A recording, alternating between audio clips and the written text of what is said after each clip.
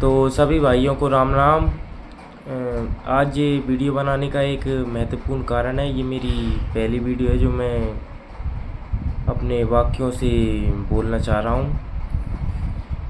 मेरी रिश्तेदारों से सिर्फ एक ही विनती है कि मेरे घर में कलेश न कराएं मेरे प्रति, कि ये घूम क्यों रहा है, ये काम क्यों नहीं कर रहा है, इसकी उम्र हो गई, शादी हो गई, हम हमारी देख लेंगे। कृपया अपने काम से काम ही रखें, मेरे शुभचिंतक ना बनें। और अगर इतनी चिंता है तो कुछ मेरे खाते में पैसे डाल दें और अपना अपना सहयोग करें। बस वीडियो बनाने का यही कारण था कि समय समय की बात हैगी और समय से अपने काम से काम रखिए, टांग न अड़ाइए हमारे निजी समय में। बहुत बहुत धन्यवाद। जय राम जी की जय बोले की।